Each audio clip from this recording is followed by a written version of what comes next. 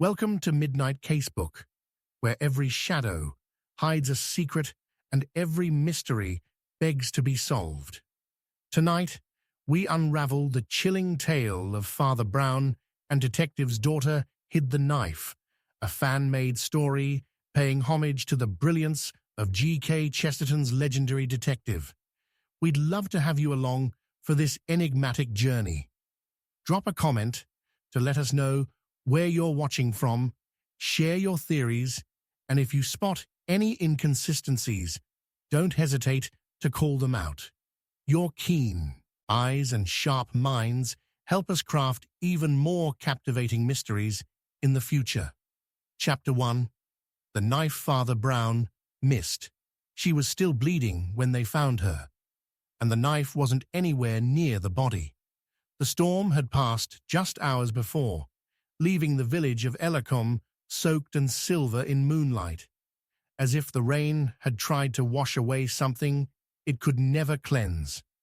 A body lay at the edge of the rectory garden, curled like a child, but the blood that ran into the soil was too deliberate, too precise, to belong to an accident.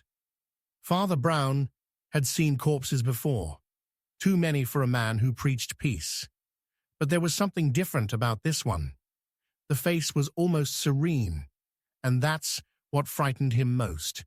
It was Evelyn March, the constable's only daughter, a quiet girl of 20 with clever eyes and a habit of carrying books she never opened. No one heard her scream. No one saw her wander into the church grounds after hours, but someone had, clearly, followed her.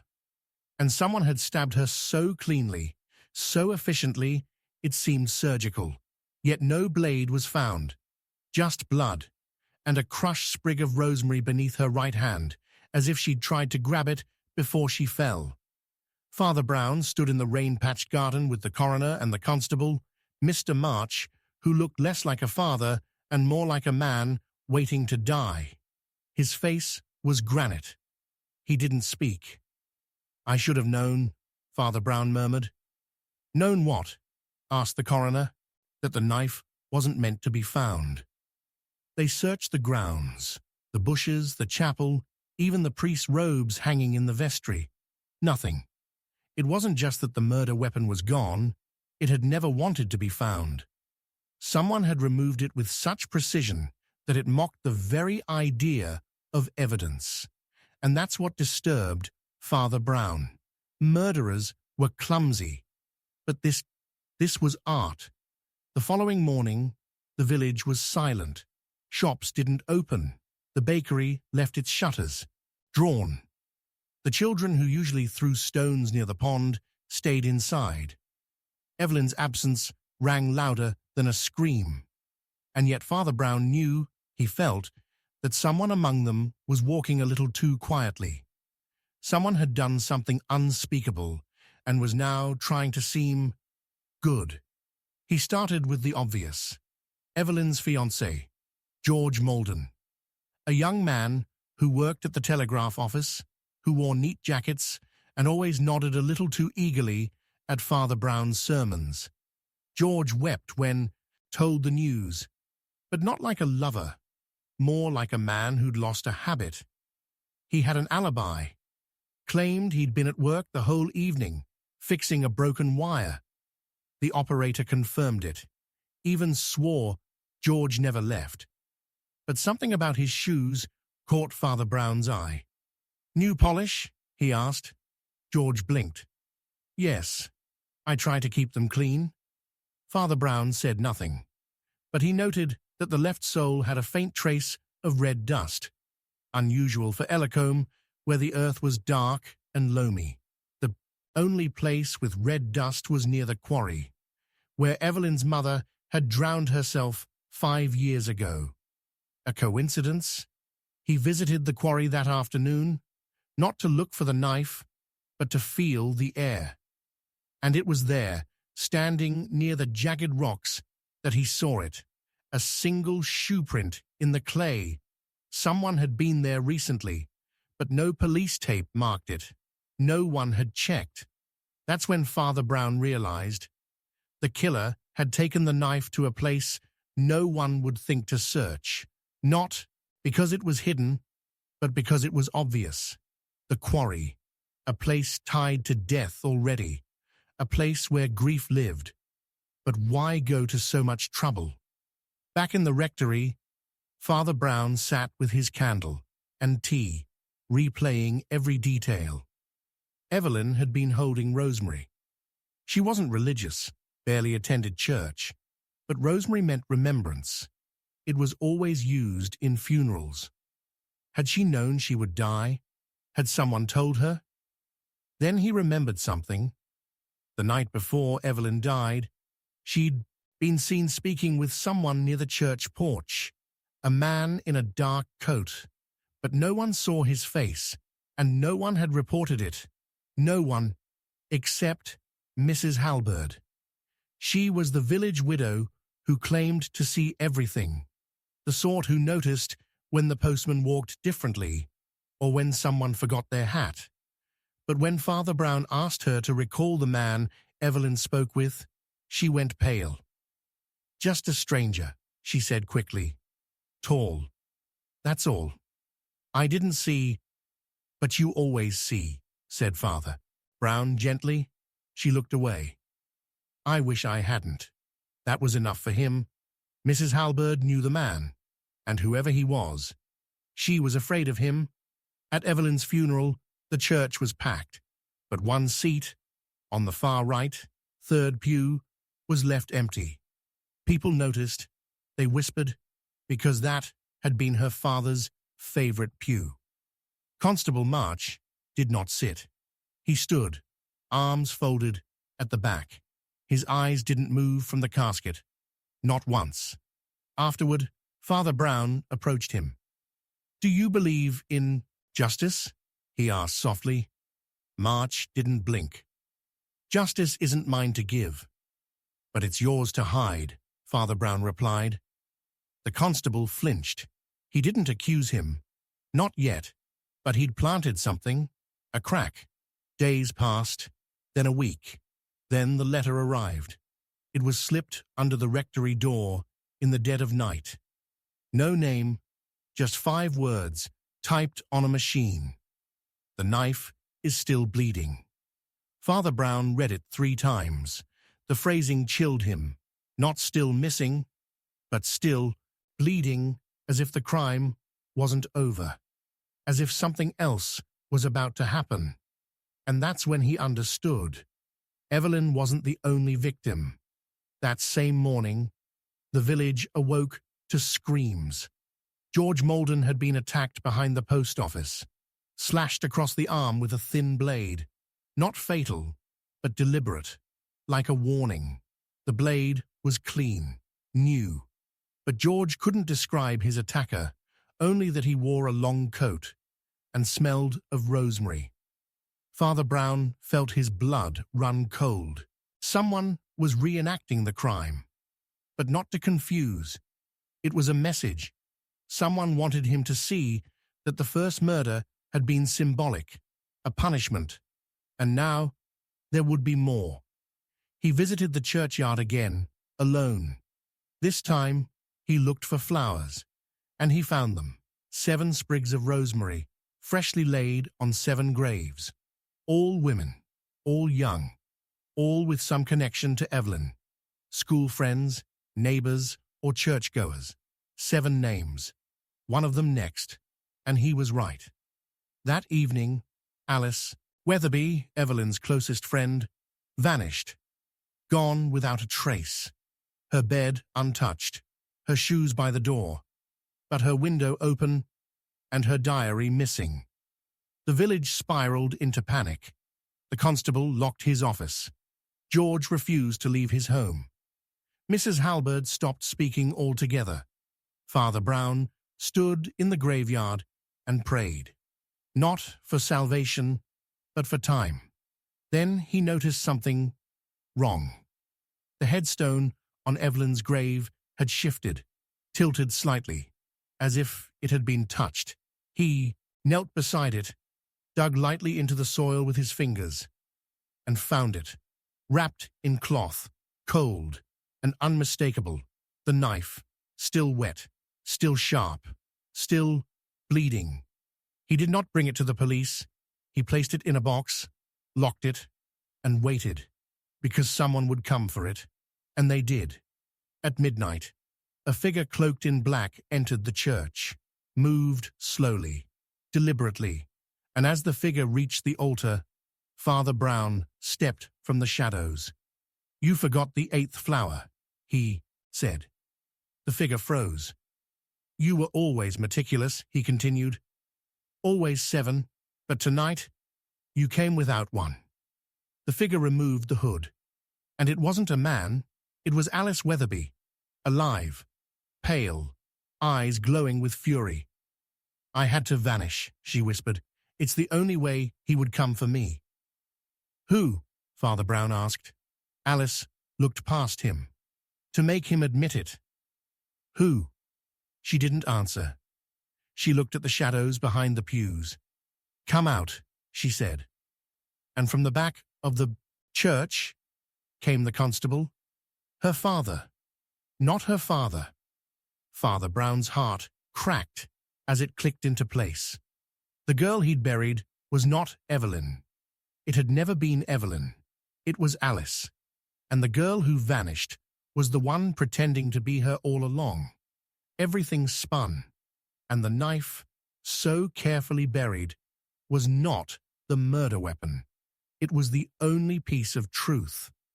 But before he could speak, before he could process what it meant, the constable raised his hand and said quietly, "She wasn't supposed to live." Father Brown stepped back. "You knew?"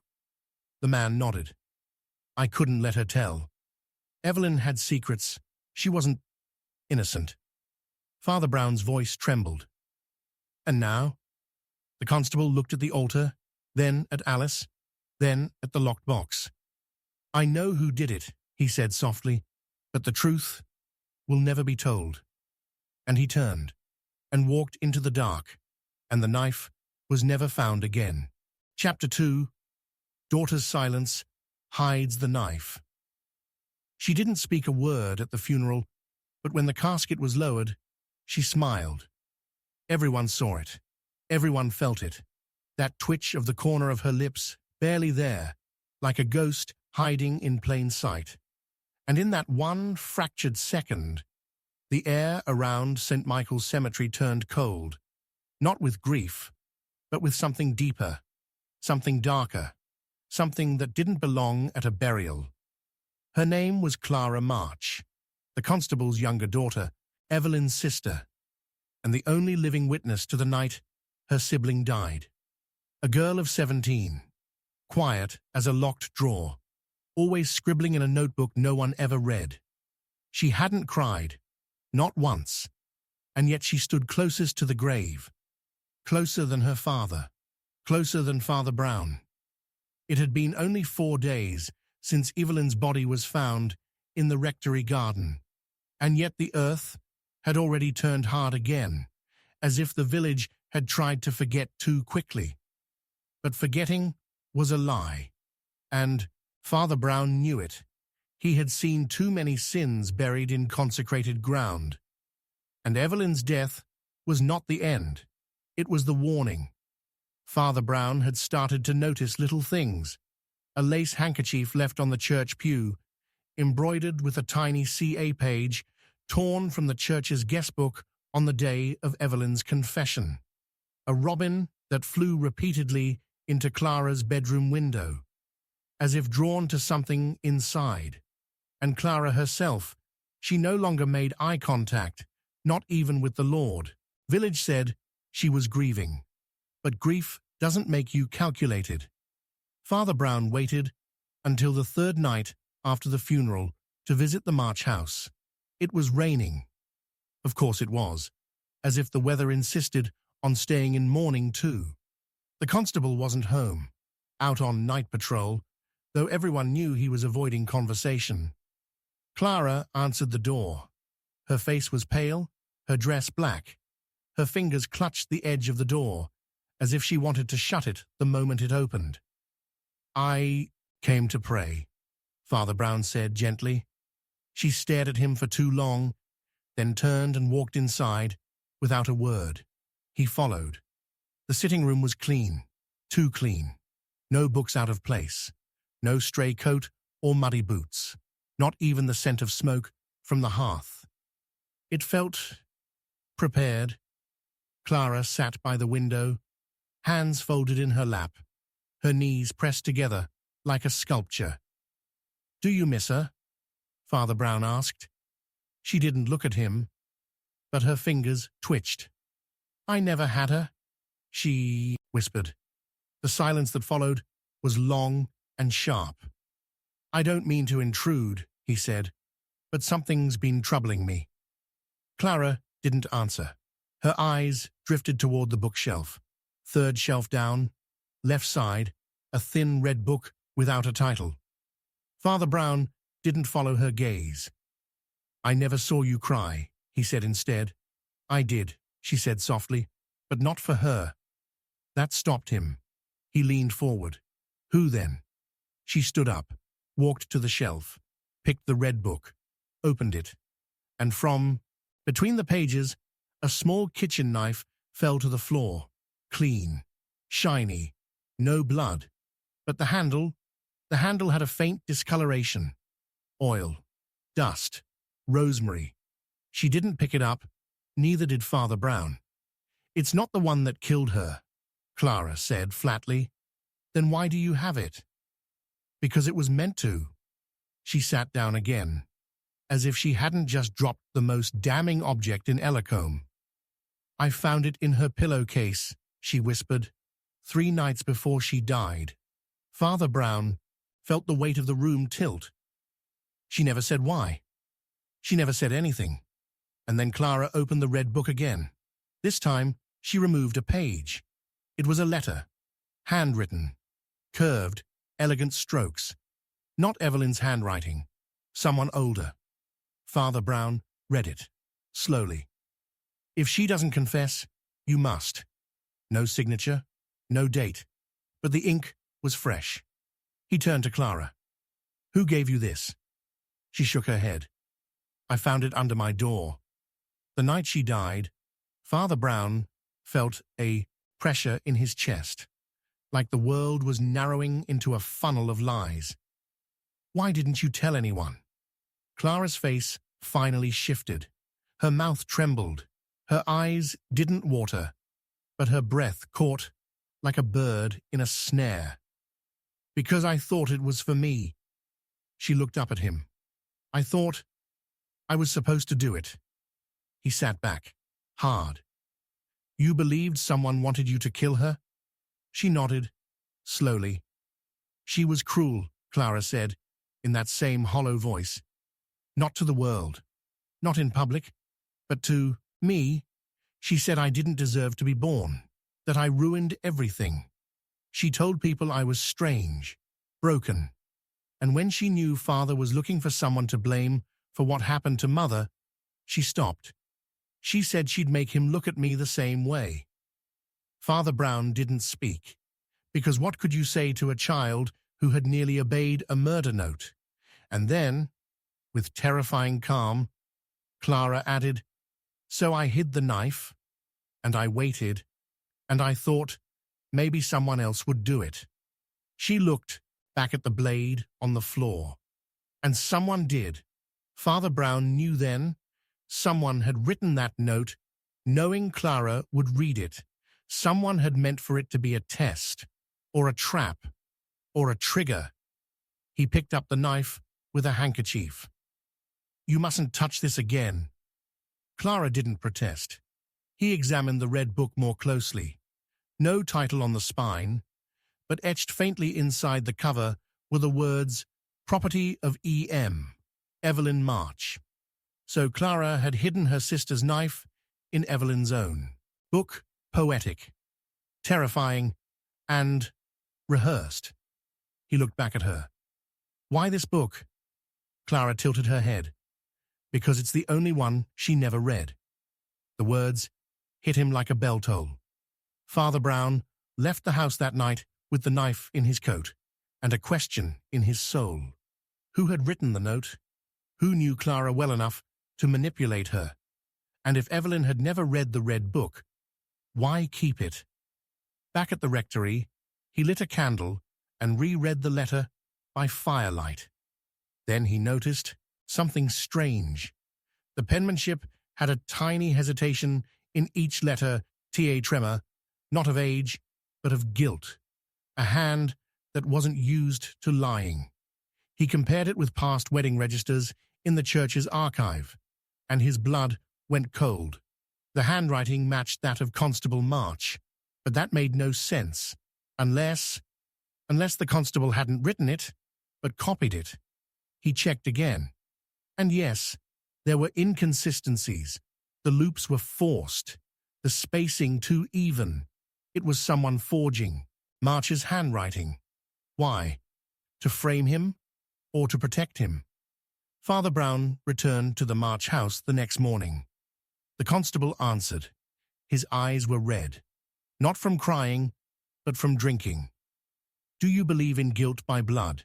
he asked Father Brown, without greeting. Father Brown shook his head. "But I believe in guilt by silence." March laughed bitterly. "Then you've come to the right place." They didn't speak for a moment. Then March said something that shattered the stillness. "She had another daughter." Father Brown blinked. "Evelyn?" "No," March said. "Before Clara. Before Evelyn. My wife. She gave birth to a girl. But the child didn't survive. She blamed herself. Then she blamed me. Then she forgot. Or pretended to." He stared into the fire. Clara reminded her of the first daughter. Too quiet, too strange. Evelyn, she was her hope, her second chance. She got everything. Clara got the rest. Father Brown exhaled. "Does Clara know?"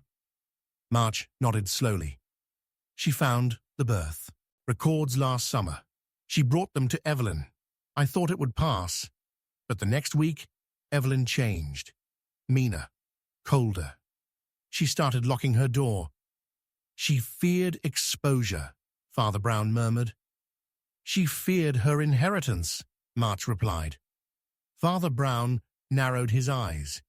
"You mean the land?" March nodded. "My wife's will. Everything went to the firstborn daughter. Not Evelyn. So if Evelyn had discovered she wasn't legally the firstborn, she had motive. But someone else had the knife."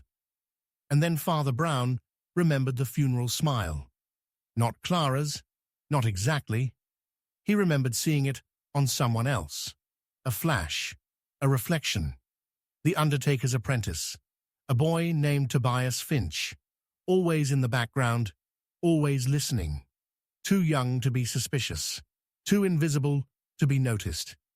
He had been seen in the rectory garden the night Evelyn died, claiming to deliver prayer candles.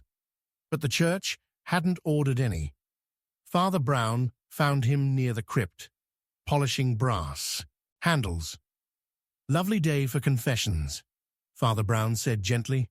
Tobias didn't flinch. "I didn't kill her," he said. "But you watched."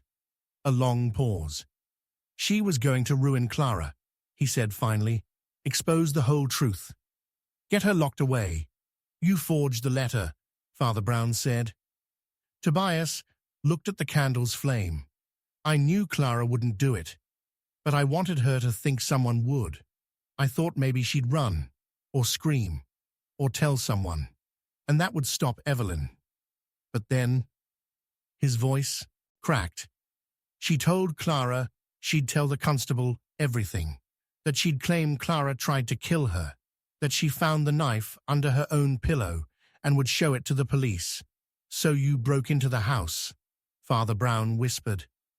Tobias nodded. "But when I got there, she wasn't asleep. She was waiting." His hands trembled. "I didn't mean to stab her. I just wanted the knife, but she grabbed it. She said she'd scream, that everyone would think Clara did it. I panicked The words fell out like stones.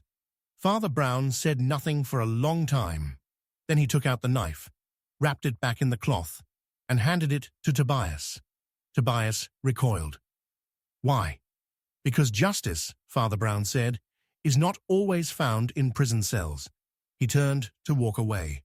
Tobias cried after him. What will you do? Father Brown paused at the door. I know who did it, he said softly, but the truth will never be told. And behind him, in the flickering shadows of the crypt, Clara March finally closed her notebook, where every word had already been written. Chapter 3. Why the Knife Was Hidden. She didn't hide the knife to cover a murder. She hid it to stop another one. The revelation came too late. By the time Father Brown found the torn page shoved into the church floorboards, the second body had already gone cold. Same blade, same precision, same silence.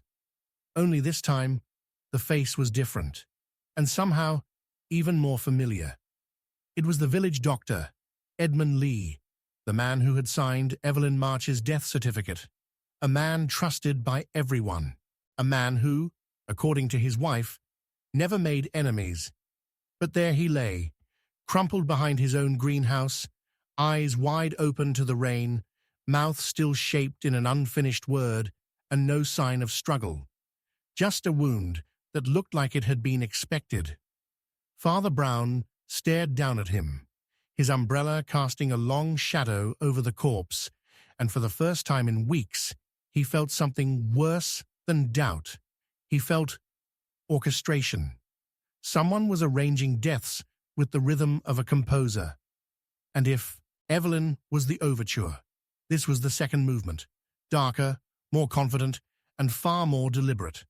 The constable had no leads, again. No witnesses, no weapon, no footprints. Only a long, thin cut on the abdomen, so sharp it could have been done by a surgeon. And Father Brown knew that wasn't a metaphor. He had seen wounds like that before, in war, in hospitals, and in places that pretended to heal while quietly bleeding people out. He walked through the village under leaden skies, trying to connect what refused to connect. Evelyn, Clara, the forged letter, the knife hidden in a red book, and now the doctor. But it wasn't just who was dying. It was what was being removed. Evelyn had been the voice, the threat, the girl who held knowledge over her sister's head like a blade. Dr. Lee had been the signature, the one who confirmed her death as real, final, and acceptable. And now both were gone, but someone had kept the knife. He returned to Clara's home, only to find the March house, shuttered and silent, no sign of the constable, no Clara, just a single note pinned to the front door with a nail driven too deep. It read, "Truth is heavier than justice." The handwriting wasn't Clara's. Father Brown stood in the rain, reading that line over and over, until something struck him. Not the message, but the tool, a nail, long rusted iron, not the sort a constable would use, but it was the kind used in the old chapel roof repairs done by none other than Peter Hanley, the village carpenter, a man who hadn't been seen at Mass in 3 Sundays, a man who once shared whiskey with Dr. Lee every Thursday, and a man who had once, years ago, lost a child under medical circumstances that had never been publicly explained. Father Brown made his way to the carpenter's shop. No candle burned in the window, no sound of hammer or saw, but there was music, a low old hymn, played on a gramophone just out of tune. It came from the back room, where dust clung to forgotten things and secrets lived in sawdust. Hanley was sitting at his workbench, carving a figurine of a little girl. Not a saint, not an angel, just a girl in a dress with a ribbon in her hair. Her hands were raised, as if she were trying to protect something. "Beautiful," Father Brown said quietly. Hanley didn't turn. "She was 5, he said. 5 years and 3 months. That's how long I had her." Father Brown waited. Lee said she'd be fine. Just a fever. Nothing serious. But he gave her the wrong dose, sent her home, and she never woke up.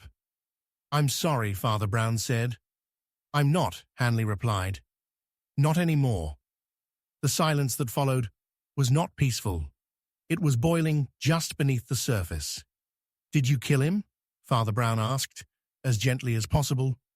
Hanley finally looked up. "No," he said, "but I sharpened the blade." Father Brown blinked. "What do you mean?" "I carved it," Hanley said. "The knife. It was for Evelyn. A gift. I told her it was only for display. But she knew what it was." "Why would you give Evelyn a knife?" "Because she asked," Hanley said. "She said she needed something sharp. Something that could cut lies. I didn't understand it then. I thought it was poetry. But she came back the next day and asked me how deep it could go." A chill passed over Father Brown. "Did she tell you what it was for?" "No, just that she might need to hurt someone. Not fatally, just enough to stop them. I told her no. I told her to go away. But later, I found the blade. Gone. She'd taken it. And then a week later, she was dead." "And you didn't tell anyone?" Hanley looked down at the figurine. "Would you have?" Father Brown turned to leave.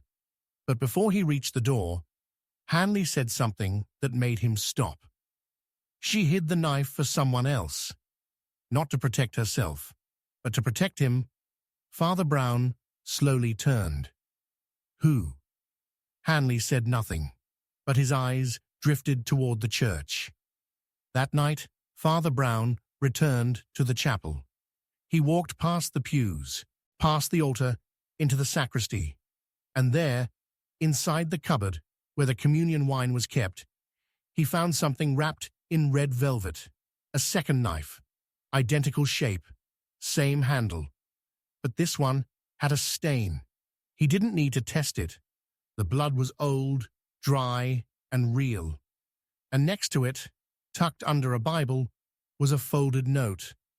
This was the first cut. The one I was never supposed to know about.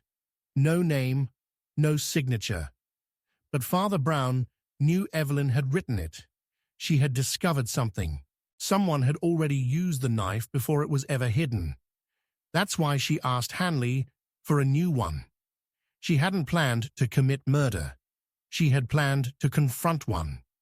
Father Brown took the second knife and placed it in his pocket. He stepped back into the main chapel and saw someone sitting in the last pew. Clara. She turned slowly to him, her eyes hollow, as if she hadn't slept in days. "I told her to stop," she whispered. "She was going to expose it, wasn't she?" he asked. Clara nodded. "She found the blood in the vestry. She found the cloth. She said she knew who it belonged to, but she wouldn't tell me. She just said, 'He's close, and if I die, you'll know who it was.'" "Did she?" Clara didn't speak. Father Brown sat beside her. "Why didn't you come forward?" Clara looked at him. "Because the person she meant was you." The words cracked something deep inside him. "What?" "She said you were the only one who had access. That only you could come and go without suspicion. That you were there. The night of the first death." "What first death?" Clara reached into her coat and pulled out a photograph, faded, torn at the edges. It showed a woman, middle-aged, with grey hair and a red scarf. Father Brown recognized her immediately. Sister Agnes, a nun who had died the previous winter of natural causes. "She was going to tell the bishop about you," Clara said, that you were too close to Evelyn, that your sermons had become personal. That's not true, Father Brown said quietly, but his voice shook. She died in the vestry, Clara continued, alone. No signs of violence, no autopsy. Father Brown stood. I didn't kill her. I believe you, Clara said. But Evelyn didn't. He turned to face the crucifix. She wanted to make me confess. She wanted to see if you'd run, Clara replied. And did I? No. Silence. I think that's why she hid the knife, Clara said finally. Not to protect herself from you, but to protect you from her father. Brown sat down again, trembling. She was going to force your guilt. Not because you did it, but because you could have. Because you were close enough, trusted enough, and she was afraid. But someone else found the knife, he said. Yes. Who? I don't know. And suddenly, Father Brown saw it. Not a timeline, but a pattern. Each death wasn't about who, it was about why. Someone was choosing targets not based on action, but on possibility. Evelyn, for what she knew. Lee, for what he covered. Agnes, for what she feared.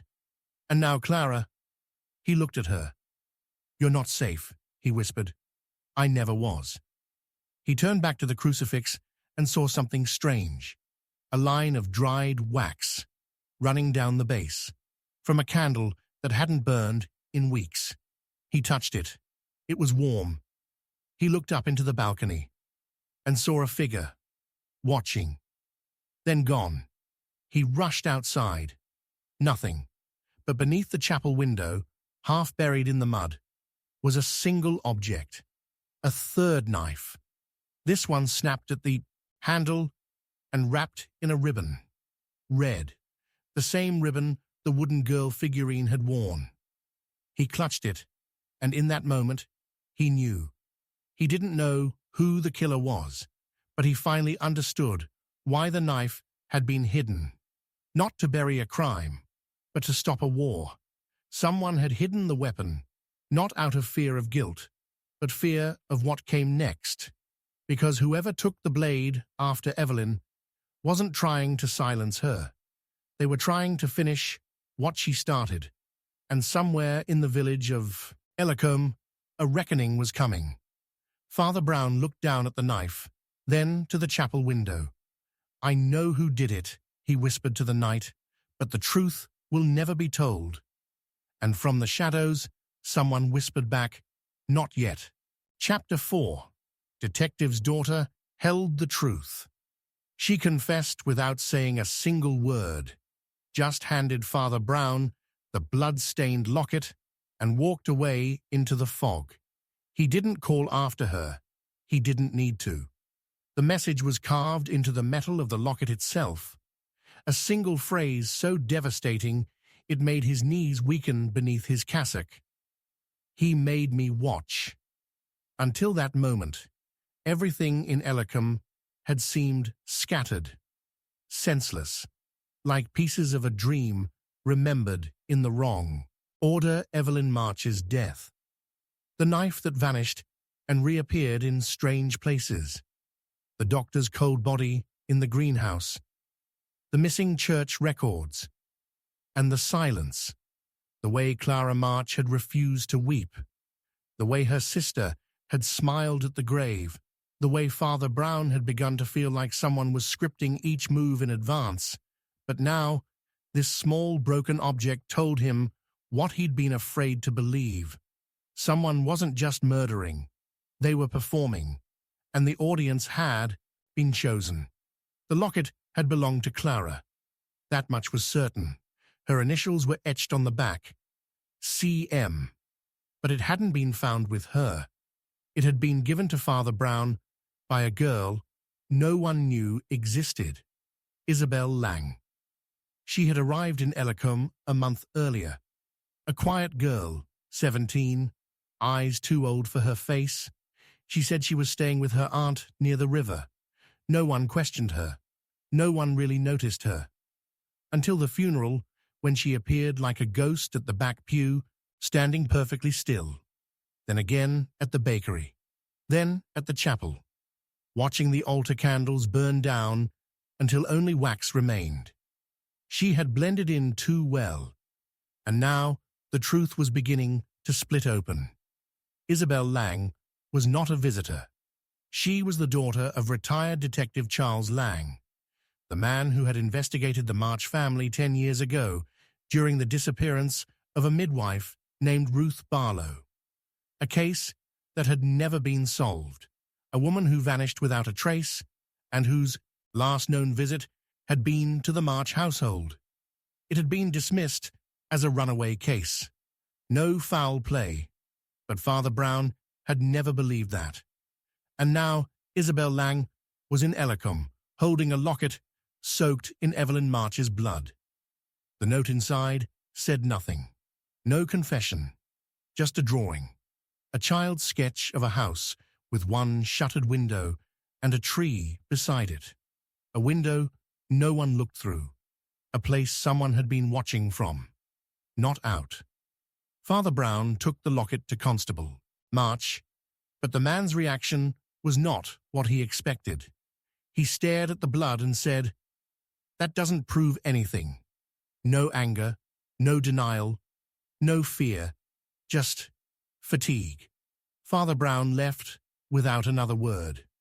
But as he stepped out onto the gravel path, Isabel was there, leaning against the gate like she'd been waiting. "He won't admit it," she said. "Not yet." "What did you see?" Father Brown asked her. She didn't answer. She reached into her pocket and handed him something else. A photograph. Torn, stained, and half-burned. But what was left chilled him to his core.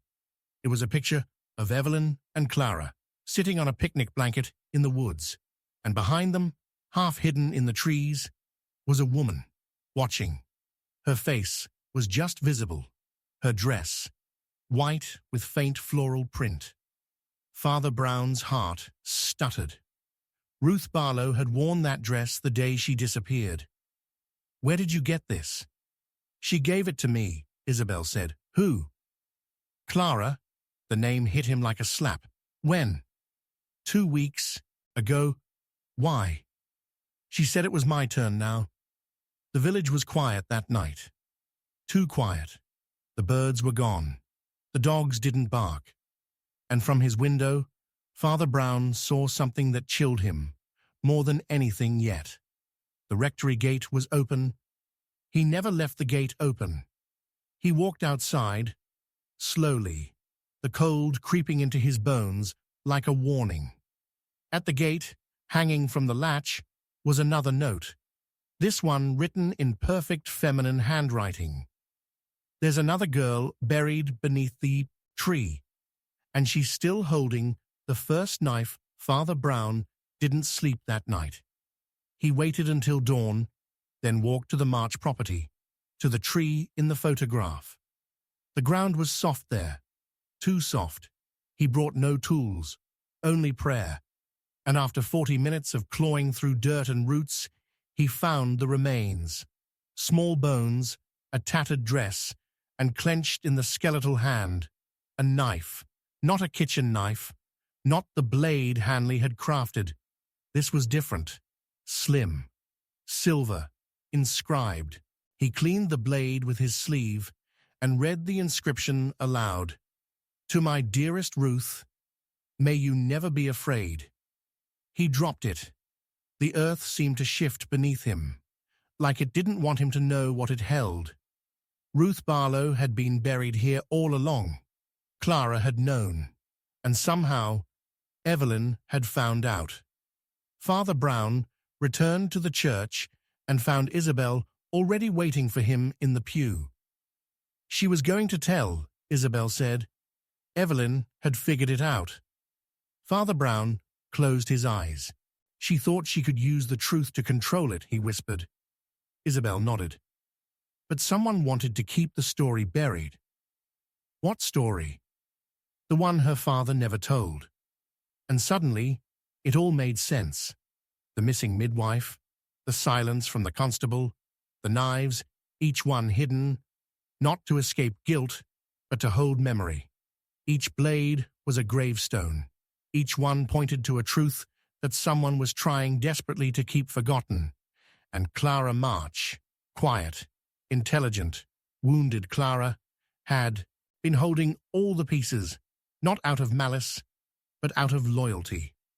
She had grown up surrounded by secrets, her mother's madness, her father's shame, her sister's cruelty, and in the center of it all, a girl no one ever named, a girl buried in her garden, like a sin no one could forgive. Clara hadn't killed anyone. She'd simply watched, and waiting had made her dangerous. That night, Father Brown received one final letter. It was left in the confessional, unsigned, but unmistakably written by Clara. It read, "They all kept their knives. I only kept the truth." And beneath the letter was a fourth blade, small, rusted, and broken at the tip. But it wasn't the blade that mattered. It was the blood on the hilt, fresh, still warm. He ran to the March house. Too late. Constable March was slumped in his chair, not dead, but bleeding. Clara stood behind him, tears streaming down her face. "He asked me to do it," she said. "He said it was time." Father Brown rushed to call help. When he returned, Clara was gone. No footprints, no blood trail, just one sentence carved into the wall above her father's chair. "I held the truth too long." And when Father Brown stepped outside, Isabel was waiting in the shadows. He asked her, "Where did she go?" Isabel only whispered, "To bury her name." And Father Brown said nothing more, because he finally understood. In Ellicombe, the bodies were buried in silence. But the truth was always held by the one no one ever suspected. And it always came back. Blade first, Chapter 5. The blood trail Father Brown followed. It wasn't the first drop of blood that terrified Father Brown. It was the seventh, because it was shaped like a cross, and it hadn't fallen, it had been drawn. The morning began, like all dreadful ones in Ellicombe. Fog over the chapel, silence in the bakery, and whispers that started before mouths had opened. A child had vanished. 9-year-old Beatrice Holloway, last seen walking home from piano lessons. Her school bag had been found abandoned by the woods, but no signs of struggle, just a trail. A thin, broken trail of red drops that didn't look like they came from a wound. They looked deliberate. The constable, dazed from grief and still bruised from Clara's last words, stood uselessly by the child's satchel. But Father Brown kneeled beside it and saw what others missed. The blood wasn't smeared.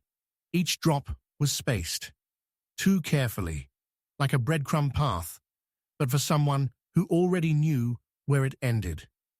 It wasn't a cry for help. It was a map, an invitation. He followed it. The trail curved around the chapel and into the graveyard, past Evelyn's headstone, past Ruth Barlow's unmarked plot, into the forest behind the rectory, where the trees whispered differently and the roots felt like bones. 7 drops in, the one shaped like a cross. Father Brown froze. The branch above him creaked. Not wind, not weight. He didn't look up. He looked down and saw something new, scratched into the earth beside the 7th drop. The letter B, and beside it, C, not Beatrice's initials, but someone else's, Clara March. He knew then that this wasn't just a kidnapping. It was a message to him. Someone knew what he had uncovered. Someone was watching, and someone wanted him to follow. He pressed forward. The blood grew thinner, fainter, but never disappeared. It led to a clearing he hadn't seen in years, where the foundations of an old well still stood, half buried, sealed with a stone lid and rusted chain. On the stone lid, another, letter F. He placed his hand on the lid, and it moved under him, not from weight, from breath, from something beneath. He stepped back. The well shifted again, stone against stone, and a sound came from inside. Not a child's cry. A song, soft, wordless, a lullaby. Something out of place, in the cold. And then it stopped. He ran, not away, back to the chapel, to the bell tower. He climbed to the top and looked out over the village. Smoke, a thin wisp rising from behind the Holloway house. He descended in seconds, raced down the lane, and there, outside the Holloway door, nailed to the wood with a rusted cross-shaped blade, was a note. You took her first. Now I take yours. It was unsigned. But inside the house, on the mantel, was a photograph that made the floor drop beneath Father Brown's feet. It was Beatrice, yes, but standing beside her was a girl no one ever mentioned. Charlotte Holloway, her older sister, dead for 3 years, or so they said. The death had been ruled an accident, drowned in the river. No body recovered, no explanation, just flowers and a closed casket. But now her name had returned, scratched into the bark of the trees along the trail. Her name and Clara's. 2 girls, one vanished, one buried, but both still whispering. Father Brown found a letter in the rectory archives, dated 3 years ago, never opened, addressed to him. Father, if anything happens to Beatrice, it will be because of what we did to Charlotte. I tried to stop it. I couldn't. Forgive me. There was no signature, but the handwriting matched one of the confirmation logs. Clara March. He knew he had to return to the well, not with police, not with force, with faith and questions. The stone lid was open when he arrived, not broken, removed. Beside it, a single shoe, child-sized. He lowered a lantern into the well. No water, just dirt, just breath, and the faint sound of humming. He climbed down, rung by rung, until his feet touched the bottom. And there she was, Beatrice, asleep, wrapped in a white blanket, her hands folded over her chest. Beside her, on the stone, was a second locket, identical to Clara's. Inside, 2 pictures, Charlotte and Clara. Beneath the pictures, a folded note. Only one of us died. The other kept watch. He carried Beatrice up. She did not wake, but her pulse was steady. He laid her in the chapel and returned to the well, to find it sealed again. This time with wax, red wax, melted and dripped across the lid in long, deliberate lines. A symbol burned into the wax, a crescent moon intersected by a dagger. He had seen it once before, years ago, on the door of a monastery burned to the ground, a symbol for those who take justice into their own hands. He turned and saw someone in the woods, a girl, red scarf, watching. He ran. She vanished, but left behind a ribbon, tied to a branch. On it, you followed the trail, but not the truth. He returned to the village, the chapel, the locket, the child, and found the final note tucked into the hymn book on the altar. Father, I know who started the fire. I know who buried the blade. I know who carved her name into the bark. I know who watched from the attic. I know who wrote the lullaby. I know who took Charlotte. And it wasn't me. It was all of us. No name, no fingerprints, no knife, just a trail. Of blood, of names, of silence. Father Brown held the note until his hands bled, and said softly, I know who did it. Then folded the paper into the pages of his Bible, and the truth will never be told. Chapter 6. Father Brown finds a lie. The lie wasn't spoken. It was buried beneath a grave that had no body. It began with the wind shifting through Ellicombe like it carried a secret, a scent that didn't belong. Not the usual smoke or earth or rain, but something sharper, coppery, stale. Father Brown first noticed it during morning prayers, a thick stillness in the chapel that didn't come from silence. It came from the air, knowing something before the people did. A village boy had fallen ill, not strange in itself, but what chilled Father Brown wasn't the illness. It was the name the boy whispered in his fever: Evelyn. Evelyn March, dead and buried, supposedly. The boy said Evelyn had stood at his window, watching him sleep. Said she had her hands behind her back and a knife in her mouth. Said she never blinked. Father Brown dismissed it. At first. Nightmares. Children see ghosts of recent funerals. But then the boy added one detail that made everything unravel. She walked away, backwards, he whispered, eyes wide and glazed, like she didn't want me to see what was missing from her back. That sentence echoed in Father Brown's head all day. It shouldn't have meant anything, but it did, because 3 weeks earlier, when they'd lowered Evelyn's casket into the ground, Father Brown had seen something strange. The mortician had adjusted the coffin lid a little too quickly, his gloved hand slipping over the girl's shoulder as if concealing something. At the time, he'd dismissed it as reverence. Now, he wasn't so sure. That night, Father Brown returned to the cemetery. He didn't bring a shovel, just silence, and the will to kneel by Evelyn's grave and press his ear to the dirt. He didn't expect to hear anything, but he did. Not a voice, not movement, just breath. So faint it might have been imagined.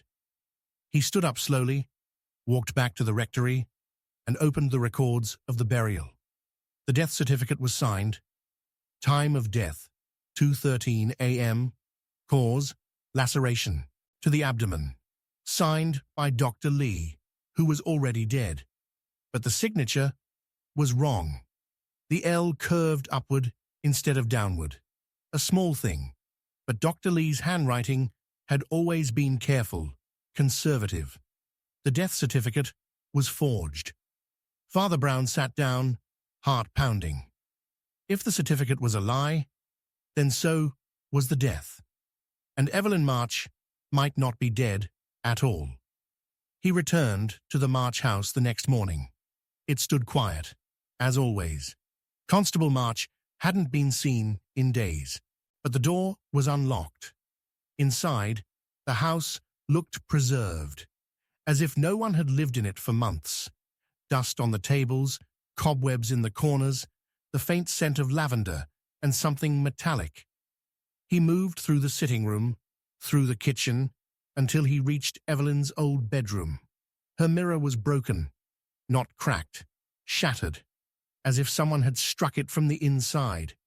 There, taped to the glass, was a photo, black and white, 2 girls, Clara, Evelyn. But something was wrong. Both girls had their backs turned, and Evelyn's back, her dress was torn, and beneath her skin, barely visible, was something that looked sewn. Father Brown turned the photo over.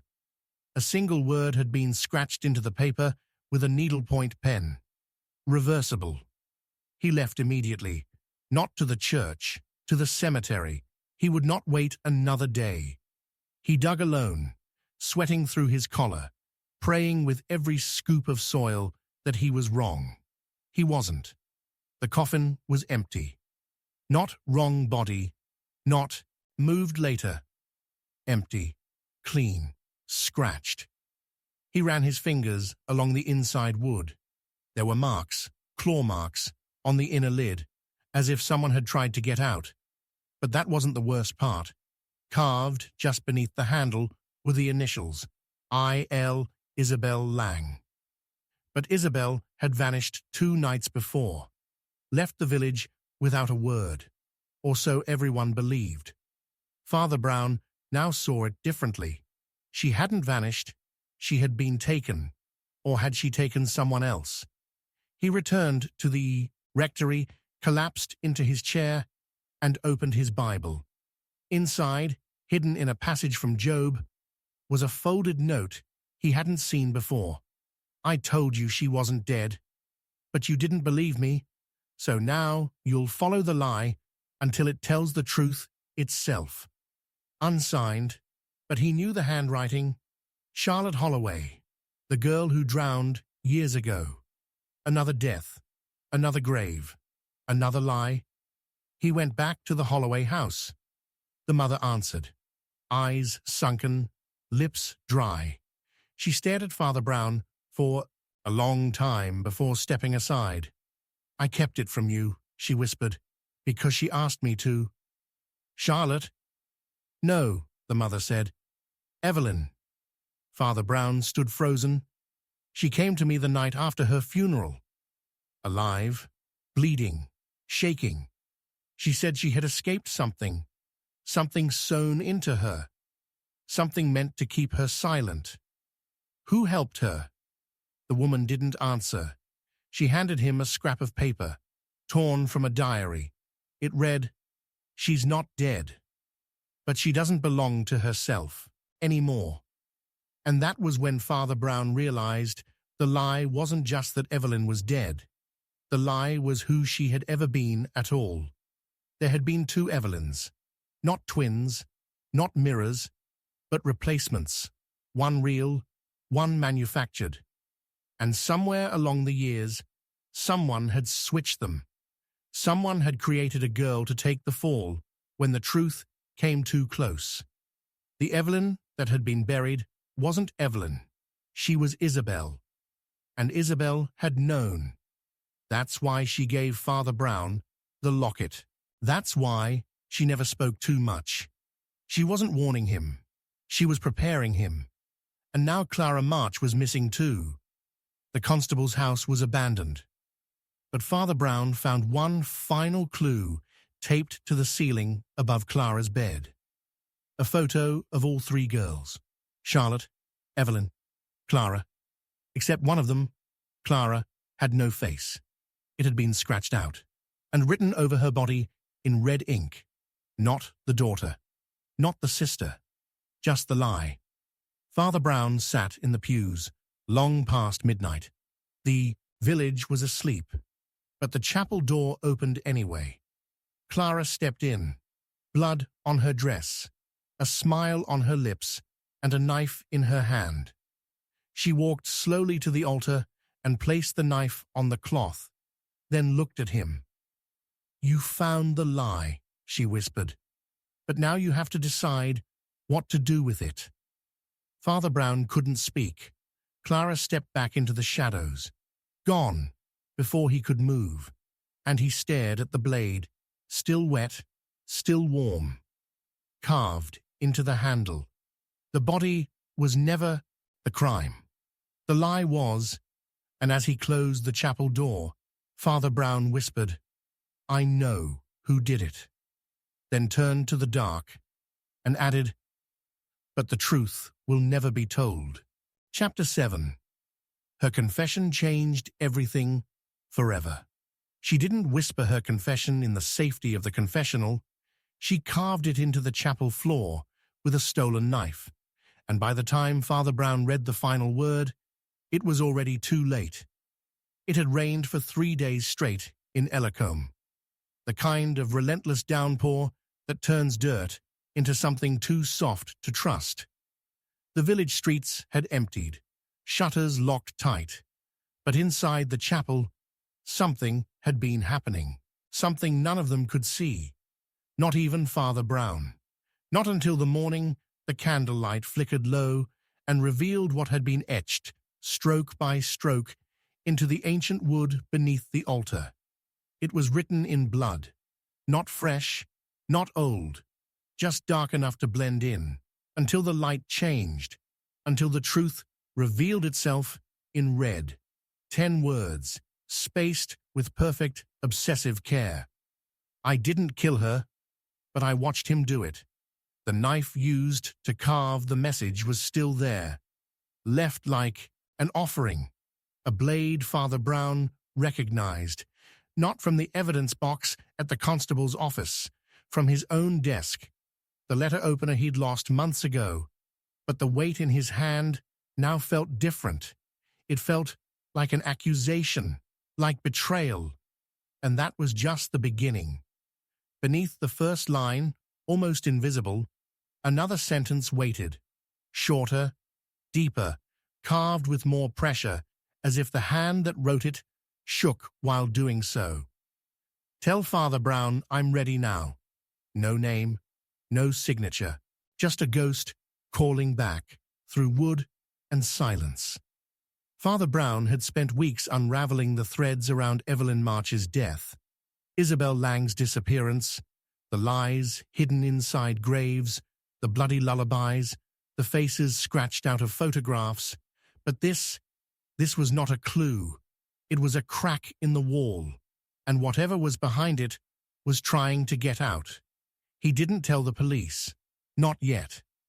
He lit every candle in the chapel and sat for hours, watching the door, waiting for a shadow to become a girl. And she came. At exactly midnight, Clara March, eyes hollow, fingernails bitten raw, a torn ribbon in her hair, the same one from the tree near the well. She stepped onto the altar and didn't look at him, just sat down on the steps like a child too tired to keep pretending.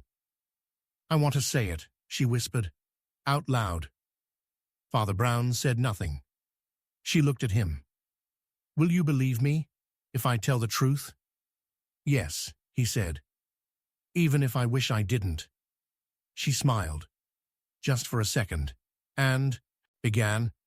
I didn't kill Evelyn, she said, but I knew it was coming. I knew for weeks. The rain outside slowed. The chapel held its breath. She told me. Evelyn, she said someone was going to try, that she'd found something that made her dangerous, that she was tired of holding it, of being used. She said she didn't care if she died. She just wanted someone to know it wasn't an accident. She didn't tell you who? Father Brown asked. She didn't have to, Clara said.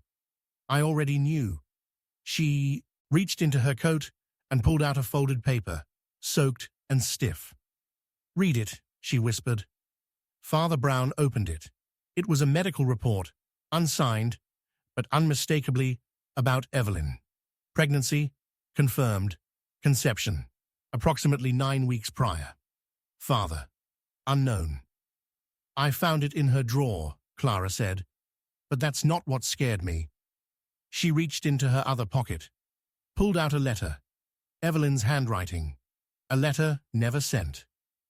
To the one who made me promise silence, I'm done protecting you. I'm done pretending this was love.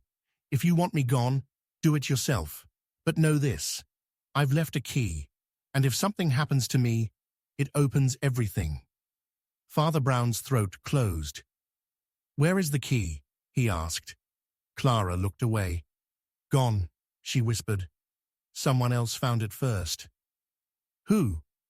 She finally met his eyes. You won't believe me. Try me. She stood, walked to the altar, and placed her hand flat on the wood, then whispered, My father. It felt like a stone dropped through the roof. Constable March, the man who grieved without tears, the man who stood at Evelyn's grave but never spoke her name again. Father Brown staggered back. You're saying he was never her real father, Clara said. Not completely. She found out. That's what the papers don't say. She found the birth records. She knew there had been another man. She confronted him, and he told her everything, which was that she was the mistake, that she was never meant to be born, that she was the one who wasn't supposed to live. Father Brown sank to the pew. Clara continued. She told me all of it the night before she died. She begged me to take the key and hide it, but I couldn't. I was too afraid. I left it in the chapel, in the hymn book.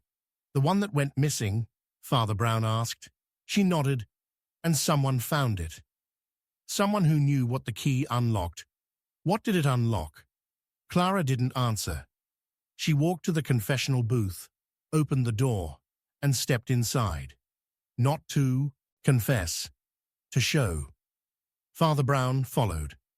Inside, carved into the back panel, was a lockbox, metal, rusted, screwed into the wall. Clara pressed a hairpin into the latch and opened it. Inside were photographs of Evelyn, bound, gagged, terrified, but alive. Someone had taken them from behind the chapel. Someone had made her stay there before the staged death, before the knife, before the lie. Father Brown turned. And the child. Clara trembled. She lost it, she whispered. He took her to the river, and she lost it. Father Brown covered his mouth. Clara handed him one last note, the original letter Evelyn had never sent, unburned, unfolded. If I die before you read this, remember, my blood is yours too, and it will scream louder than any of your lies. Father Brown stood in the chapel, shaking, and in that moment, the entire story broke like glass. Evelyn had found the truth. She had threatened to reveal it, and someone had made sure she couldn't. Clara stepped from the booth, pale and hollow. "What will you do now?" she asked. Father Brown picked up the knife from the altar, turned it slowly in his hand, and said, "I know who did it." Then walked to the door, opened it to the storm, and added, "But the truth will never be told." Chapter 8. The secret Father Brown suspected the body in the coffin wasn't just the wrong person. It was the wrong gender. Father Brown had stared into many graves, but none made his stomach twist quite like Evelyn March's second burial. The casket had been exhumed quietly, without ceremony, under the pretense of a coroner's request. It had taken weeks to convince the town council, longer still to silence the rumors, but the truth had grown louder with each passing day. Evelyn had died once, and then died again. But it was the first death that never sat right with him, not because of how she died, but because of who was so eager to bury her. The smell of damp wood and embalming powder wafted from the casket as it opened beneath the chapel archway. Father Brown stood in silence. He did not expect what he saw.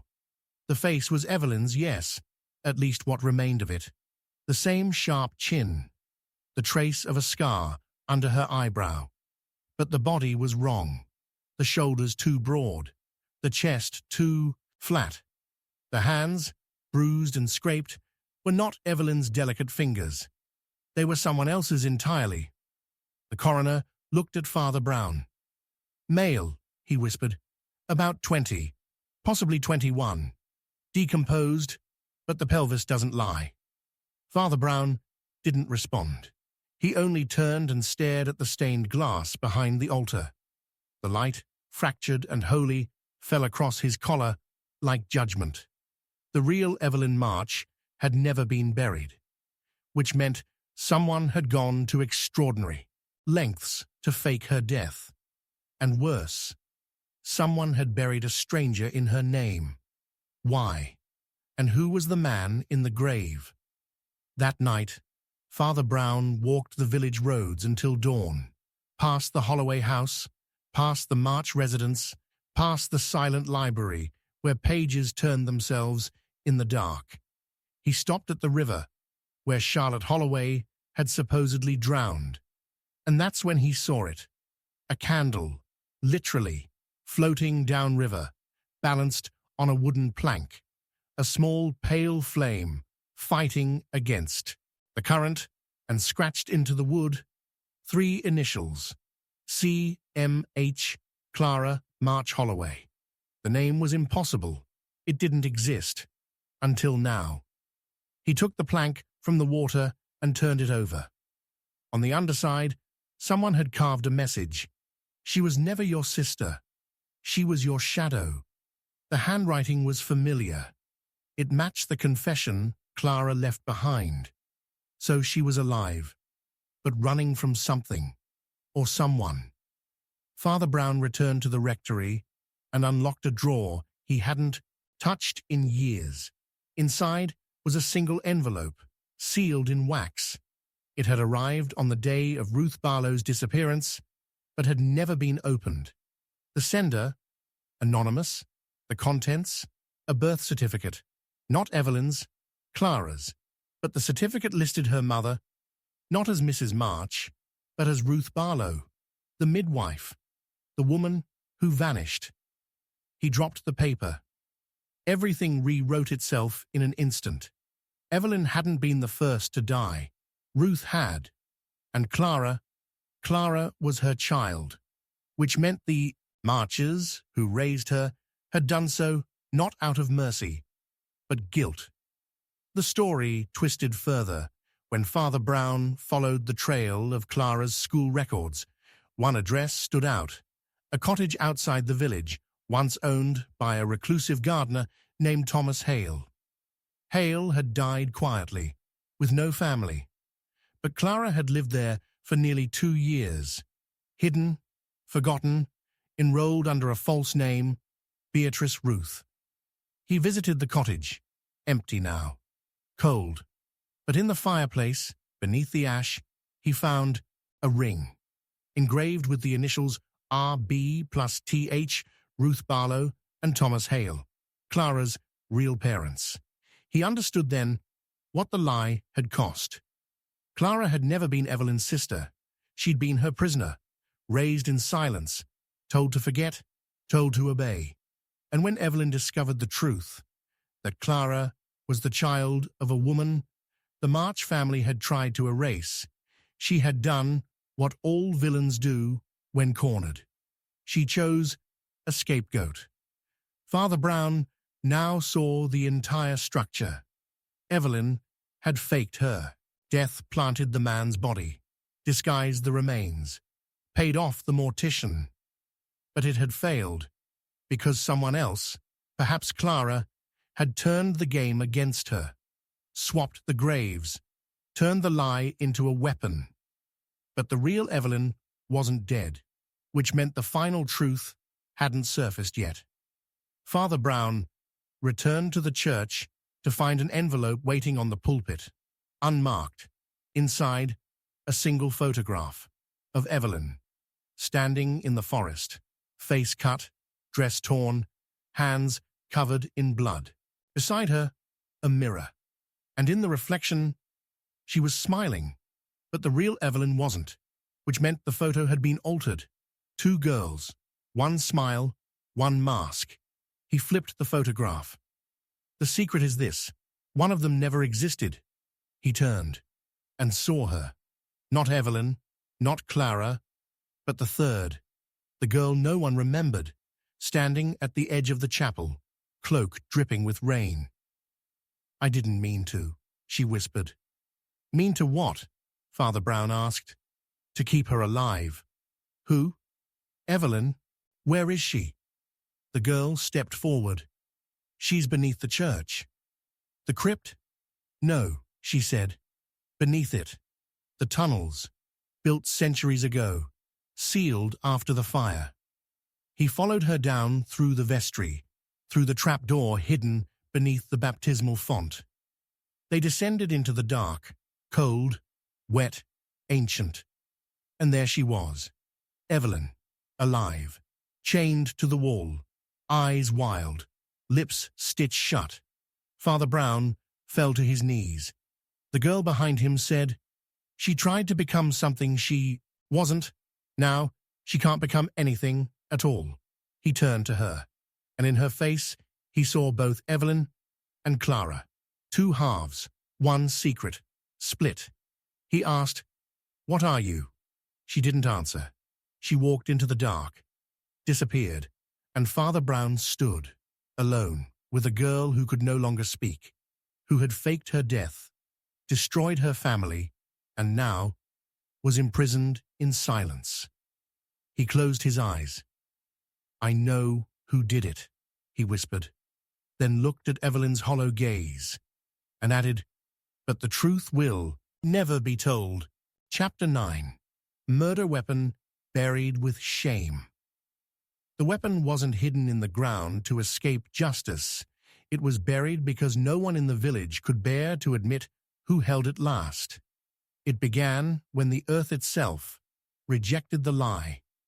A late frost rolled through Ellicombe, freezing the soil around the old cemetery until even the tombstones wept with ice.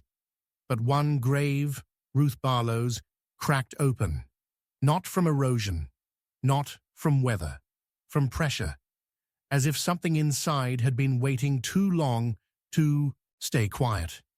The groundskeeper found the opening at dawn. The wooden lid of the coffin split like a mouth finally ready to scream. The body inside was undisturbed, but nestled beneath her left arm, clenched in the brittle curve of bone, was a knife. Not rusted, not weather-worn, polished, maintained. The blade gleamed as though it had been placed there only days ago. Father Brown arrived before the constable could tape off the sight. One look at the weapon, and he knew it didn't belong to Ruth. This wasn't a relic from the past. It was part of something much newer, something still breathing. Engraved into the hilt, in looping script, was a single phrase, "Forgive me before I forgive myself." No initials, no blood. But this knife had killed someone. Of that, he was certain, and someone had buried it, not with the intent to hide it, but to beg for it to be found. The question was who, and worse, who had carried it to a grave that no one had visited in over a decade. Ruth Barlow's story had long been faded into whispers. A midwife who vanished one stormy night after delivering a stillborn child. No signs of struggle, no known enemies. Her cottage abandoned, her journals burned in a fire that no one remembered lighting. The official ruling had been disappearance under duress, but no one in Ellicombe ever really believed it. And now, her grave had given up something it never should have held.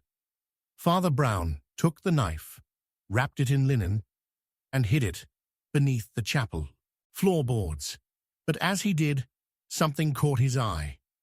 Carved faintly into the wooden base where the blade had lain, almost lost in the grain, were 3 words. She knew first. That same day, another envelope arrived at the rectory. No stamp, no address, just Father Brown's name and a wax seal pressed with a strange symbol, a broken circle with a single tear through it. Inside the envelope, a photograph. Ruth Barlow, smiling, standing beside Evelyn March. The image had never existed in any village records, but it wasn't a fake. The clothing, the light, the trees in the background, it was real. And Ruth was holding a small object in her hand, a rattle, a baby's rattle. Beside her, Evelyn looked no older than 5, which meant Ruth hadn't vanished before Evelyn was born. She had disappeared after becoming part of her life. That rewrote everything. Father Brown brought the photo to the constable, who took one look and turned to stone. "That's not possible," he said. "But it happened," Father Brown replied, "and I think you knew." The constable didn't deny it, but he also didn't explain. He only muttered, "Some graves were meant to stay closed." That night, the chapel candles wouldn't stay lit. Wind pressed against the windows like breath.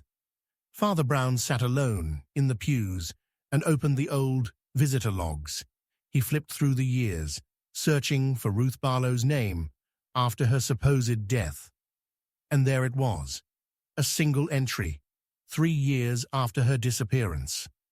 R. Barlow, March 12th, 7:16 p.m. No reason for the visit, no signature. But scrawled in the margin, brought the key. The next morning, Father Brown returned to Ruth's cottage. The building was nearly skeletal now, but beneath the floorboards he found a rusted tin box. Inside, another knife. This one jagged, less elegant, still stained, but not with blood, with ink. The blade had been used to carve letters. A wall inside the cottage had been stripped bare. The words carved into the plaster read, "I buried the truth with her. Not because I hated her, because I loved her too much to let them use her." And beside the message, a pressed flower, a white hyacinth, the symbol of sorrow and apology. Father Brown knew the language of flowers, and he knew who kept white hyacinths in their garden. Isabel lang missing now for nearly a month, her house empty, her belongings untouched. But one vase still held the same flowers, half wilted, and on the windowsill, a photograph turned face down. When he picked it up, the back had one line written in pencil. "She never meant to live." The photo was of Ruth, holding a child, but it wasn't Evelyn. The child had dark hair, eyes like Clara's, but the date scratched into the corner said otherwise. It was before Clara was born, or at least before she was supposed to be born, which meant the child in the photo could only be one person. The stillborn baby Ruth delivered, the one that had supposedly died, but she didn't. She had lived, she had grown, and now she had disappeared again. Father Brown felt something collapse inside him. The murder weapon had been buried in Ruth's arms, not as an act of guilt, but as a message, a marker.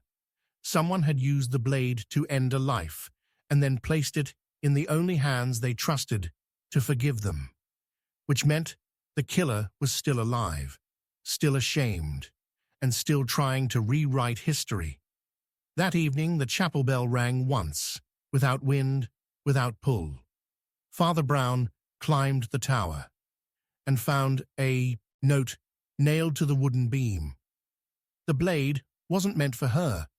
It was meant for me, and I passed it on. That's my shame, no signature. But the nail used to fasten the note. It matched the ones the carpenter, Peter Hanley, used in his shop. Father Brown went to him immediately. The man didn't speak. He only handed over a journal. Inside, sketches of knives, blueprints, pages and pages of blade shapes, lengths, weights, all with names beside them. Clara, Evelyn, Ruth, Charlotte, and one name, circled in red, Father Brown. He closed the journal. "I didn't kill anyone," Hanley said, "but I built the tools." Father Brown asked, "Why bury one with Ruth?" Hanley looked away. "Because she forgave me, before she died, and I knew one day someone would come looking for what I made, and I didn't want them to find it first." Father Brown held the journal, flipped to the back page, where one more drawing waited, a knife with a hollow handle. Inside, a note rolled tight. He built it himself and gave it to someone, not to harm, to protect. But it had been used anyway, and the person who used it, they left it in Ruth's arms because they believed she could absorb the guilt. But guilt, Father Brown thought, doesn't get buried. It grows, it leaks through soil, and it drags you back. The final note arrived 3 days later, left on the altar, written in charcoal. "I held the blade. I didn't drive it in, but I didn't stop her hand either. No name, just a red string tied around the letter. The same string used to bind Clara's hair as a child." He closed the chapel doors, locked them from the inside, and whispered into the candlelight, I know who did it. Then looked down at the sealed box beneath the altar and added, but the truth will never be told. Chapter 10. A whisper solved the murder. He only said 4 words before he died, and those 4 words turned everything Father Brown thought he knew into a lie. The man was Thomas Hale, the village carpenter, the man who buried secrets in floorboards and shaped guilt into handles. No one even knew he was still alive. He had vanished months ago after his name appeared scrawled into Evelyn March's last known journal, scratched between lines of half-mad poetry and inked over names. Everyone assumed he fled, but he hadn't. He was hiding, and when Father Brown found him, he was already bleeding out on the chapel steps, his chest caved in, his eyes flickering with something heavier than pain. Father Brown leaned over him, hands shaking, heart hammering against his collar. "Who did this to you?" he asked. Thomas coughed. Blood at his lips, a tremor down his spine. Then, barely audible, a whisper, dry as paper. She never stopped watching. That was it. No name, no plea, just that. And then he was gone. But those words didn't just haunt Father Brown.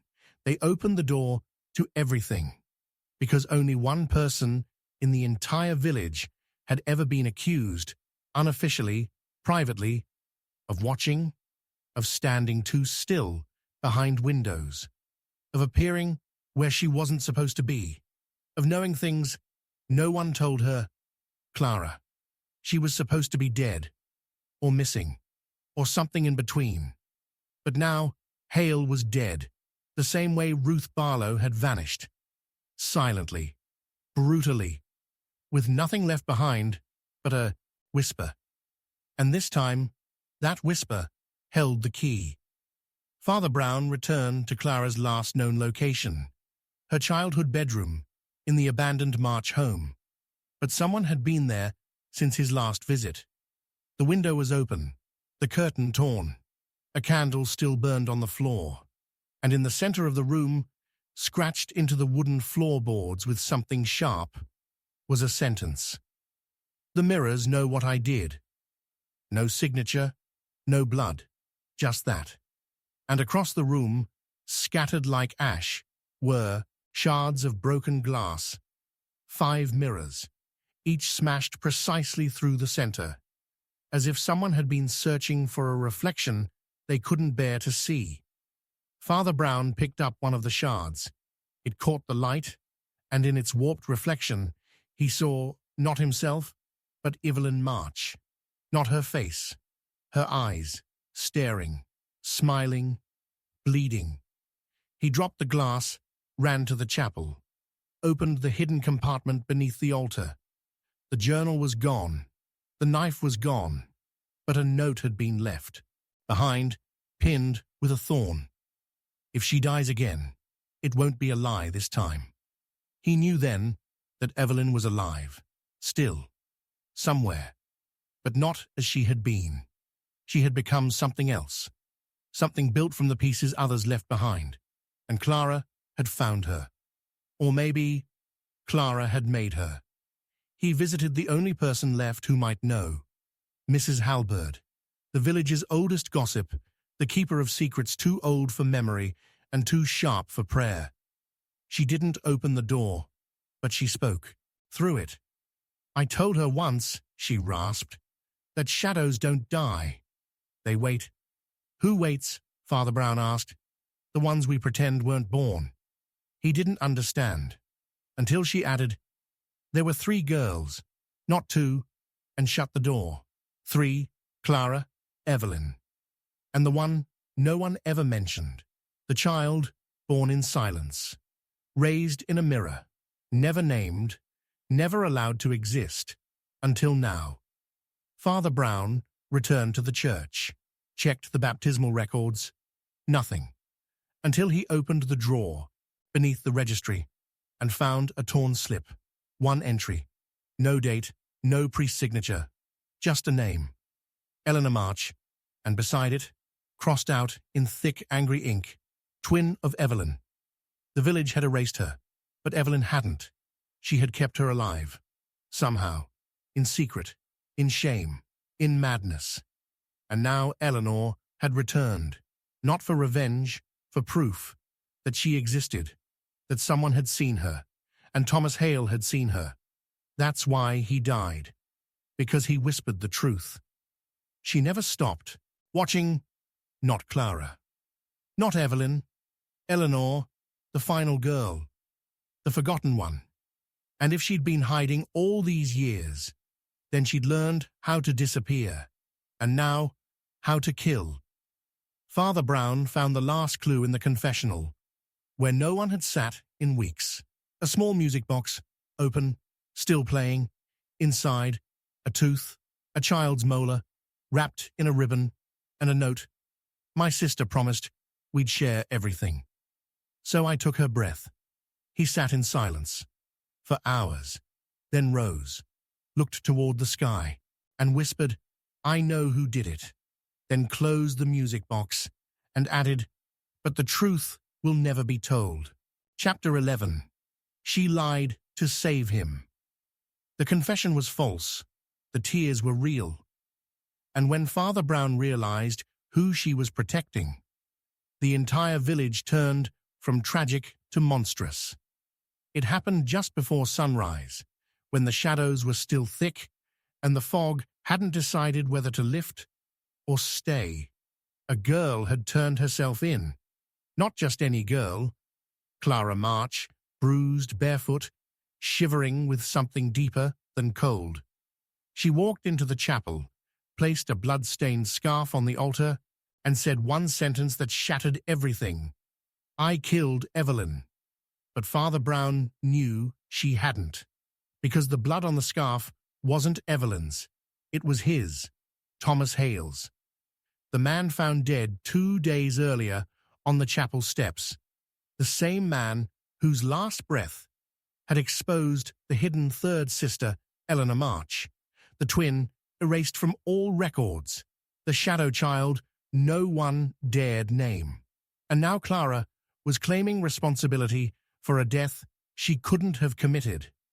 Father Brown looked at her, face pale, wrists trembling, but not with fear, with resolve. I killed her, she repeated, voice soft but sharp, as if each word was a thread she had rehearsed tying into a noose. I lured her to the chapel. I waited, and I did it with the knife Evelyn left behind. But Father Brown had seen the knife, and it wasn't touched by Clara. It was clean, untouched. It still lay wrapped in linen beneath the altar, sealed away in silence. The police were already circling.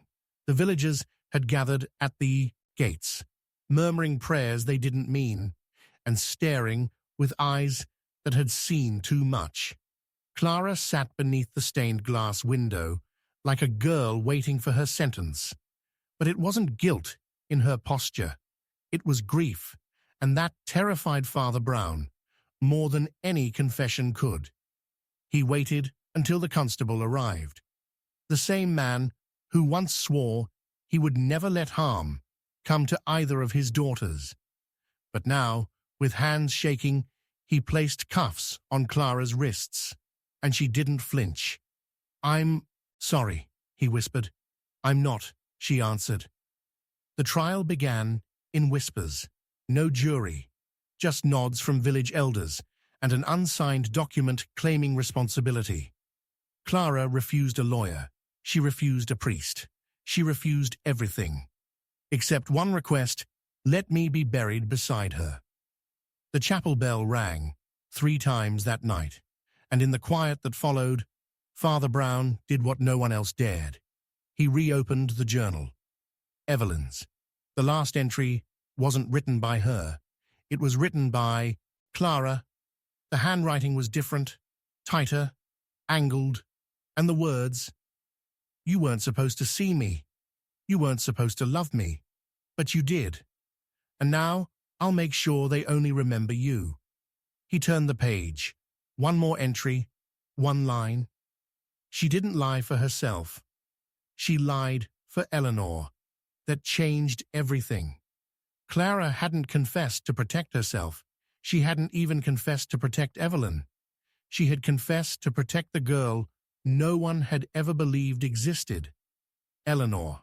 Father Brown ran to the well, the one near the March property, the one where a candle had once floated downstream. He found the hatch sealed, but the chain was loose. He descended. At the bottom, in the dark, was a blanket, a child's shoe, and a photograph of 3 girls, one smiling, one crying, one blurred, almost erased. On the back, scratched in red ink. One of us was always going to disappear. I just made sure it wasn't her. It wasn't signed. But beside it, buried in the mud, was a bracelet. Clara's, the real Clara, not the girl who had just confessed. Father Brown climbed out, heart racing, the truth unspooling like a thread knotted in blood. The girl who had turned herself in wasn't Clara. It was Eleanor, wearing Clara's clothes, Clara's voice, Clara's grief, but not Clara's soul. She had lied to save the only person who had ever looked at her like she wasn't invisible. She had taken Clara's name, her story, her place in the village's memory, because Clara had taken a blade for her, and in death asked for only one thing: be remembered. Eleanor had made sure of it, by erasing herself, by becoming the lie Clara had died to protect. Father Brown returned to the chapel.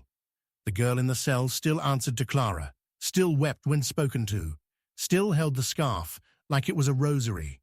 But when he looked at her, truly looked, he didn't see guilt. He saw devotion, the kind that lives in silence. He didn't say a word. He only opened the Bible, slid the journal inside, and whispered, "I know who did it," then stepped out into the night and added, "But the truth will never be told." Chapter 12. The Motive. Only Brown understood. She didn't kill out of rage or revenge or fear. She killed because someone told her it was the only way to be loved. The wind that morning moved differently through Ellicombe, not soft or stirring, but sharp, like it was whispering secrets between gravestones. The fog hadn't lifted since the night Eleanor disappeared, and the bells in the chapel tower hadn't rung in 2 days, though no one had silenced them. Father Brown walked alone through the village, past the same cracked windows and shuttered doors, knowing that something had already ended before anyone else realized it had even begun. Clara was dead. Evelyn was gone. Eleanor had vanished. And now, the only question that remained wasn't who did it. It was why. And Father Brown was the only one who understood. It began with a letter, slid under his door in the middle of the night, sealed with wax and tied with thread. The paper was damp, faintly warm. It hadn't been written in haste. Every word was deliberate, painful, and it was unsigned. I wanted to be chosen. That's all. That's always been the only thing I ever wanted. I didn't need the inheritance, or the house, or the name, just the look in his eyes when he said her name instead of mine. The ink trailed off in spots. Father Brown reread it 5 times before turning it over. One word had been scratched into the back with a blade. Forgive. He knew whose handwriting it was. Not Clara, not Evelyn, not even Eleanor. It was Isabel's. The girl who had arrived in Ellicombe under a false name. The girl who had blended into the edges of every scene, every chapel pew, every street corner, like a shadow, pretending to be whole. No one had looked at her twice, except Father Brown. And only now did he understand that Isabel had never arrived. she had returned, because she'd always been here, living in silence, watching from the attic of the March house, raised by a woman who'd been paid to forget who she belonged to, a mother who'd sold her own child's name to hide a sin committed under another roof. Isabel had known she was forgotten, but she hadn't minded, not at first, because Evelyn had remembered her. Evelyn had visited, played, promised, and then replaced her. Evelyn, with her letters, her secrets, her knives, her threats, her games. And Isabel had let it happen, because she was told to. Because the man who had fathered both girls had looked at Evelyn like she was a golden girl carved from justice, and at Isabel like she was a mistake he never wanted to admit. The lie had started there, not in blood, not in murder, but in the slow, cruel undoing of someone desperate to be seen. Father Brown pieced it together with fragments. Letters hidden inside hollow hymn books, a ribbon tied in the chapel well, a mirror in the vestry that had once reflected 3 girls, then 2, then only 1. And now, none. He returned to the March house, to the cellar, to the place where Ruth Barlow had delivered a child no one wanted to claim. And there, beneath the floorboards, he found the original journal. Evelyn's true final words, not the entries planted in her room, not the torn pages in Clara's coat, but her real handwriting, her real voice. She begged me not to tell, said he'd never forgive her, said it wasn't her fault, that it only happened once, that he said he was sorry. But I couldn't let her keep it anymore. She didn't know how to be evil, not the way I did. But I was tired of pretending it hadn't happened. So I told him, and he said I was lying, and the next morning the knife was gone. Father Brown wept as he read it, because the truth was not that Isabel had killed Evelyn, it was that Evelyn had wanted to be killed. She had orchestrated it, left the knife where Isabel would find it, left the words that would ignite her, fed the fire of shame until it became unbearable, because in her mind, death was the only way to be right, the only way to cleanse a house that had buried too many girls in silence. But Isabel hadn't meant to. The coroner had found bruises, not stabs, a head wound, blunt force, panic, accident. But once Evelyn was dead, Isabel had done what she was taught to do: hide, pretend, smile, lie, and then erase herself again. The motive wasn't murder, it was belonging. It was a child's prayer, unanswered for years, finally turning into something sharp. The final twist came not in a scream, but a whisper, in the chapel, where Father Brown lit a candle that wouldn't stay lit. He found a note tucked inside the candle box. 4 words. I did love her. No name, but he knew. The constable, the father, the liar. He had known Isabel was his, and he'd hidden it, told Ruth Barlow to run, told Clara to forget, told Evelyn she was his only child. And when Evelyn spoke the truth, he'd broken her, not with his hands, with silence. That silence had echoed into Isabel's ribs, and finally it had cracked. Father Brown stood at the altar one last time, held the journal in his hands, closed it, and whispered into the flickering candlelight, I know who did it. Then turned to the dark beyond the pews and said, but the truth will never be told.